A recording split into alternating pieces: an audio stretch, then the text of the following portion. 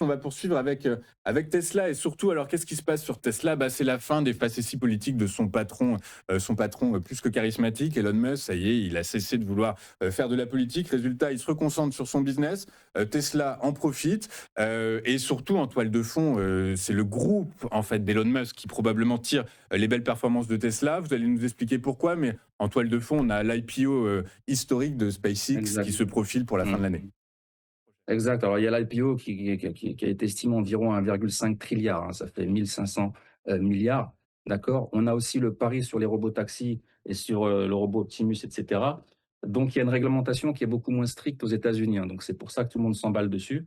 Ce qu'il faut regarder aussi, bon, c'est que certains analystes envisagent l'action autour des 600 dollars, mais Morgan Stanley voit plutôt une action autour des 425 dollars. Donc, on est vraiment sur de la surpondération. D'accord. Cette jambe de hausse, je dirais qu'elle est plutôt due, en fait, à un short squeeze. D'accord. Plus un FOMO sur la thèse, justement, de ce que je vous disais, comment les robots taxis, Optimus, etc. On va regarder quand même certaines données financières importantes. On a quand même un PER à 323, hein. Et ça, c'est des données que j'ai trouvées, par exemple, sur investir.com, mais on peut aller sur Zone Bourse, ils sont à peu près à 300, 380. C'est énorme, un PER à 300, à plus de 300. Déjà, à plus de 100, c'est beaucoup. D'accord. On est à 14% depuis le début janvier et on a eu un plus bas qui est descendu. Depuis le plus bas, on est à plus 115%.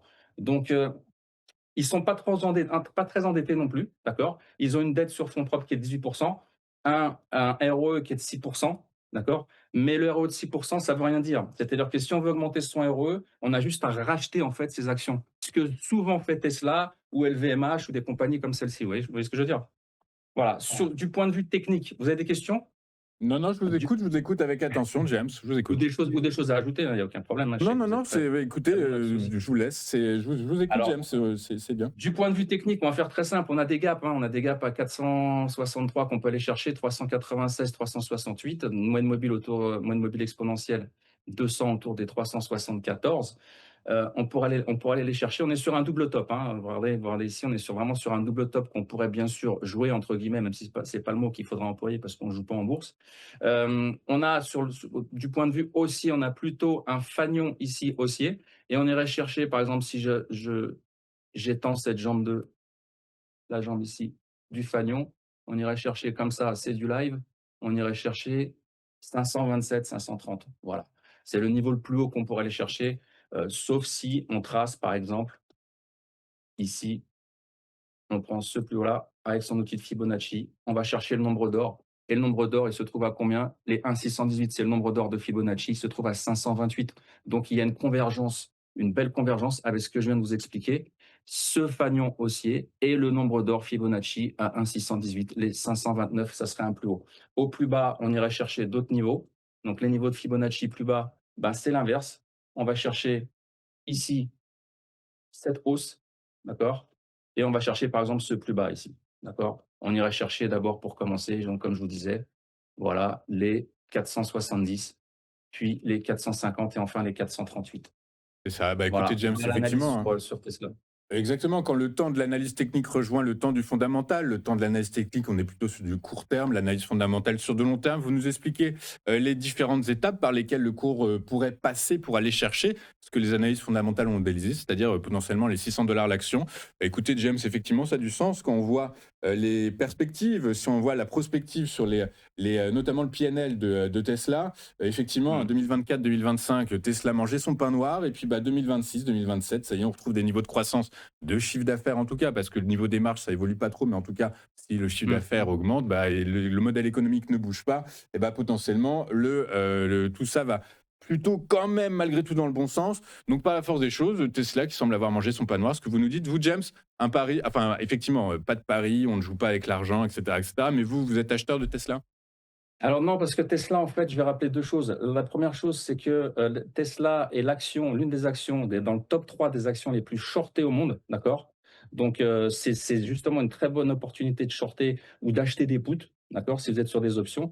Et la deuxième chose, c'est qu'on a l'habitude de dire Tesla, c'est un one man show. Vous enlevez Elon Musk à Tesla, Tesla, ça vaut 50 balles. En plus, à l'intérieur de Tesla, ce qu'il faut savoir, c'est qu'il y a 12 startups et c'est là-dessus que les gens parient.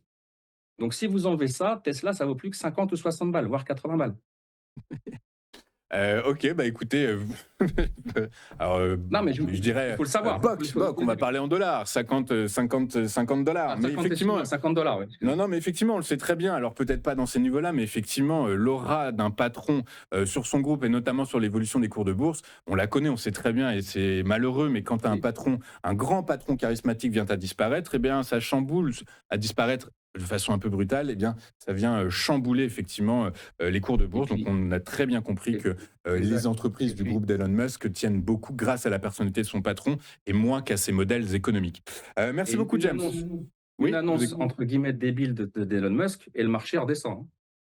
Oui, Ou un mais geste, déplacé et le marché redescend. exactement, les marchés très attentifs à l'évolution de la santé mentale d'Elon Musk. Merci beaucoup, James, Exact, d'avoir c'est été bien. avec nous en cette fin d'année. Merci. Plutôt, on vous a pas trop vu au cours du début 2025. On vous voit plus en fin d'année 2025. Merci beaucoup, James, d'avoir répondu à nos invitations. James Detuati, alias Loup Zurich. James, merci. Je vous souhaite et TV Finance associé à moi pour vous souhaiter d'excellentes fêtes de fin d'année. Et Pareillement. écoutez, on se retrouve dès début 2026 pour continuer dans cette optique, cet esprit qui est bon, hein, d'essayer d'allier le mieux possible fondamental et technique pour présenter je dirais des schémas, des scénarios d'investissement ou de trading, je dirais, j'espère, compréhensifs pour tout le monde et optimaux pour le On reste. essaie Merci de faire beaucoup, au James. plus simple et au plus éducatif, ouais, c'est vrai. Exactement. À bientôt, Merci James. à Merci vous. beaucoup. Nous, on Au va marquer revoir. une courte page. Au revoir, James. On va marquer une courte page de publicité et on se retrouve juste après avec Eric Galliec qui va dresser pour nous le bilan de la dernière semaine, commenté et analysé par TV Finance sur l'exercice 2025. À tout de suite.